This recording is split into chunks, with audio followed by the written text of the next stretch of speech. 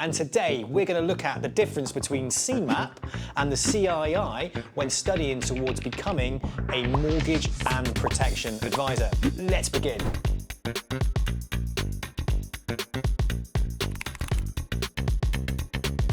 Hey Adam, welcome back to talk about the Financial Planner Life Academy. And today, like I said, we're talking about CII versus CeMAP when it comes to mortgage advice and training to become a mortgage advisor.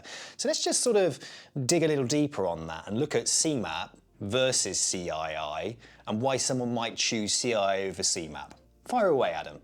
Absolutely, Sam. So we've talked in a previous video about the CeMAP syllabus. And when we think about what the CII do with mortgages and their mortgage qualification, the content is very similar. So it's the CII's Certificate in Mortgage Advice.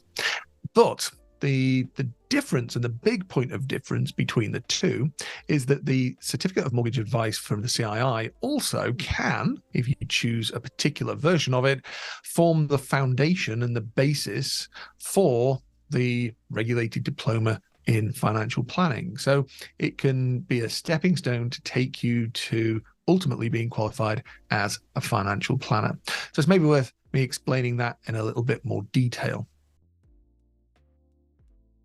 So the CII Certificate in Mortgage Advice has two core modules. The first module is a multi-choice examination based around the regulation. And so that's the regulation and ethics module. But you have a choice in which of two options you take there. So you can do CF1, which is a level 3, so a GCSE equivalent module, or you can do RO1, which is a level 4, closer to an A-level standard module. But interestingly, the content and the syllabus is almost exactly the same. So you're going to learn the same amount of content. You're going to do so over the same length of time. But then when it comes to sitting the exam, the RO1 exam is slightly more challenging. It has not just simple multiple choice questions. At the end, it has 13 multiple response questions, which really do begin to challenge your critical thinking. But if you're going to spend all of that time studying that content, then from my mind, I always think it's worth stepping out and preparing for that slightly more challenging the exam, because that gives you your RO1. I'll come back to the benefit of that in just a moment, because let's carry on talking and thinking about the rest of the certificate in mortgage advice. So the next thing that you need to do is take the CF6 module. So when we talked about CeMAP previously, we talked about all of the elements of the mortgage profession, thinking about the mortgage market, thinking about underwriting, how we actually pair the right product with the client, and those core critical thinking elements. And that's what CF6 does with the CII. It's a single exam rather than the two modules that the LIBF route has. So it's a single exam that you can take on a multiple choice basis that covers the practical elements as well as all of the core knowledge around mortgages. So in the CII route, you have a regulation and ethics module, and you have a mortgage module. Now, going back to why that RO1 can be really helpful, that RO1 exam forms the first module in the regulated diploma for financial advisors, which means that you then only have the additional 5 modules with the CII to take to actually get to a level 4 qualified financial advisor.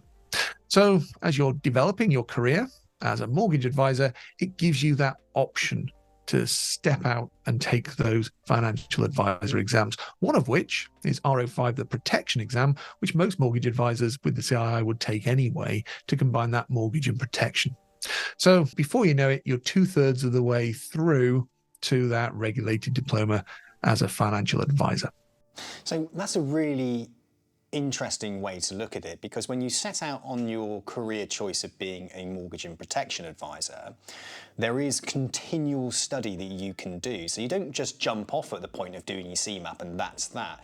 You can continue studying and actually continue studying towards being a financial planner. So if your aim and your goal is to one day be a financial planner, tick box, you're getting yourself into the profession, you're learning skills around sales, client development through doing your mortgage and protection, but you're also continual qualifications towards becoming that financial planner. So it's all about kind of, and I speak to people obviously all the time, and they always say to me, don't stop doing your qualifications, just keep doing them. You know, as soon as you stop, trying to get that momentum again is really, really difficult. And what I love then about that Financial Planner Life Academy and what we offer is that route then to becoming a financial planner, if that's what you want to do. Or if you want to become a power planner, you can do that. Now, we all know most companies now want power planners that are level 4 qualified. They've done those RO modules, and the CII is considered to be one of the best ones out there and the most recognised. So it's a really great way for somebody that's starting out as a mortgage and protection advisor to continue their study, to continue their progressing their career as well. And I love that. If you love this content, be sure to give us a like and we'll continue to make content just like this.